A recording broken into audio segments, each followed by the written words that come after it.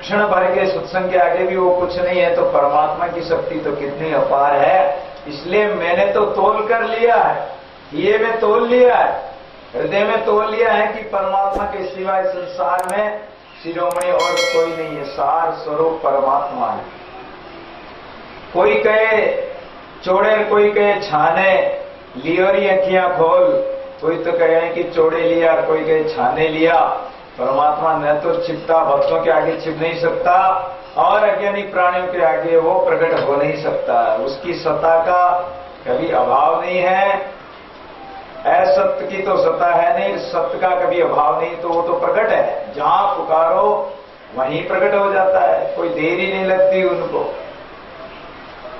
अंत में मीरा कहती कि मैंने तो लिया सांवरिया, मीरा के प्रभु गिरधर नागर आवत है प्रेम के पटोर। प्रेम के बदले परमात्मा आता है, प्रेम से ही परमात्मा प्रकट होता है। इश्क अलय की जाति, इश्क अलय का अंग, इश्क अलय वजूद, इश्क अलय का रंग। दादू जी महाराज भी इसी बात को कहते हैं, प्रेम बिना सब रस फीका लागे, मीठा मधुर न होए। दादू जी महाराज कहते हैं कि अगर प्रेम नहीं है तो चाहे कितने ही पकवान बना लो, कितने व्यंजन बना लो, कितने भोजन खिला दो, वो प्रेम नहीं होगा तो वो मीठा भी खारा लगेगा। तो इसलिए प्रेम सबसे बड़ी बात है। प्रेम से प्रभु को विरह पूर्वक पुकारें। जहां तन मन का मूल है उपजे ओंकार, अनसेजा शब्द का आत्म करे विचार। जहां तन मन का मूल है, इस शरीर का मूल कहाँ है? अपनी नाभि। और मन का मूल क्या है? जहां बिना बजाए ही अनहद नाद बजता है। तो ये तन का मूल नाभि, जहां आधार चक्र नाभि कमल है, यहीं से सारी नाड़ियां निकलती हैं, यहीं से वाणी उत्पन्न होती, उपजे ओंकार, यहीं से निरंकार उत्पन्न होती है, वायु उत्पन्न होती है परावाणी से। और ये धीरे धीरे मध्यमा आती है, पश्यंती आती है और बेखरी वाणी में आकर बोलती है। अनद सेजा शब्द का आत्म करे विचार। अनद सेजा, सेजा कहते हैं झरने को।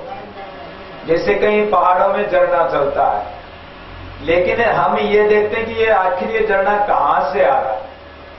अब पहाड़ों में पता नहीं पड़ता है, क्योंकि जहां से सड़ होगा, जहां पत्थरों में थोड़ी सी जगह होगी, वहीं से ऊपर में पानी कहीं भरा होगा, कहीं मर जाता होगा, या ऊपर की जगह कहीं पानी होगा, तो उससे वो सड़ में होकर और पानी उस झरने के माध्यम से आ गया। तो ये कह रहे हैं कि अनंत सेजा शब्द का, शब्द गुरु जो शब्द देते हैं, गुरु जो मंत्र देते हैं, उस मंत्र को जप करने से धीरे धीरे शब्द की शक्ति प्रकट होती है, शब्द का प्रकाश होता है, साधना गम्य है। ये केवल कहने सुनने की बात नहीं है, मैंने कह दिया आपने सुन लिया, या दूसरों ने कह दिया हमने सुन लिया। ये शब्द का जब प्रकाश होगा तो जहां शब्द का प्रकाश हुआ वहीं सेजा है, वहीं से ये अनहद का झरना चल रहा है, वहीं से अमृत का झरना बह रहा है। जब भी तो कहते हैं कि अमृत रूपी नाम है और सभी विषजाल, राकण हारा राम है दादू दूजा काल।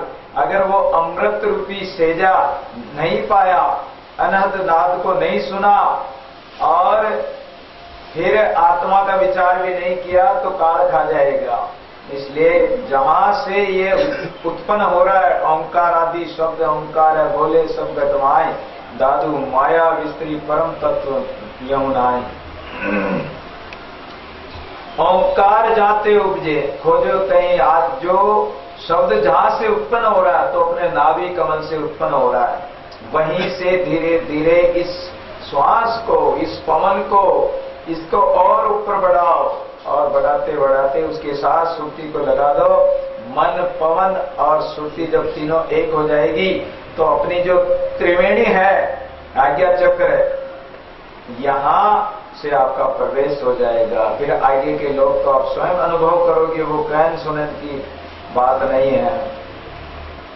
तो आत्म करे विचार, अपने आत्मा में इस विचार को करें। सहज विचार सूत्र में रहे दादू बड़ा विवेक, मन इंद्रिय पसरे नहीं अंतर रह के एक ऐसा विचार हो जो इंद्रियां इधर बाह्य विषय आदि में न जाकर आत्म स्वरूप में ही लीन हो जाए। भाव भक्ति ले उपजे सुठार निस्सार, दादू निधि पाए निरंतर निर्धार। भावपूर्वक सच्चे हृदय से भक्ति करें, लेकिन भक्ति के लिए लय जरूरी है। और अगर भाव भक्ति से हम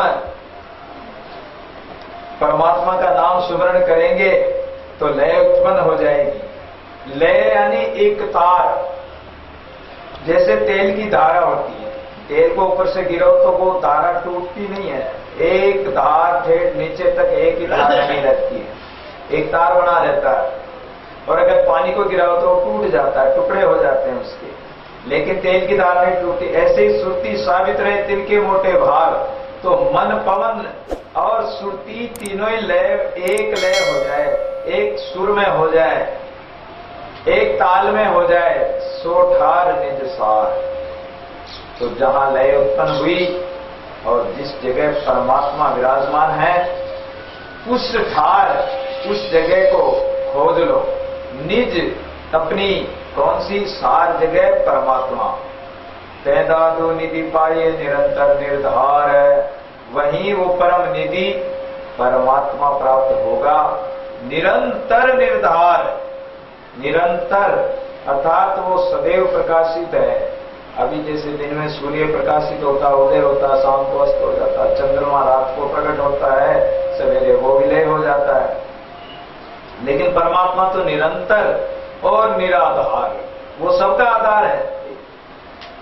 अन्नाथों के आसरा, निर्धारों आधार, निर्धन का धन राम है दादू सृजनहार, ऐसा वो परमात्मा है।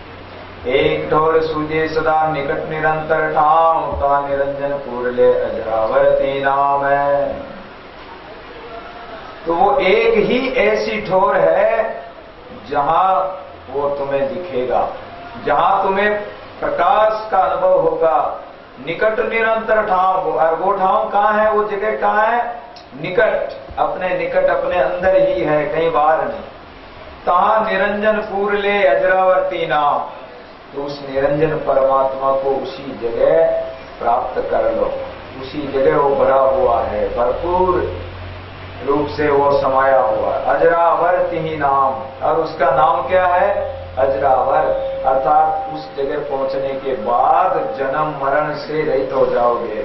अजरावर, अजर अमर हो जाओगे, जन्म मरण के आवागमन से छूट जाओगे। किससे छूटोगे? जब नाम, तीन नाम, उसका नाम लेंगे, और उसका, उस परम तत्व का नाम भी अजरावर है, वो जन्म मरण रहित है। साधु जन क्रीड़ा करे सदा सुखी थी गांव, चलता दुष्ठोर की मैं बलिहारी जाऊं।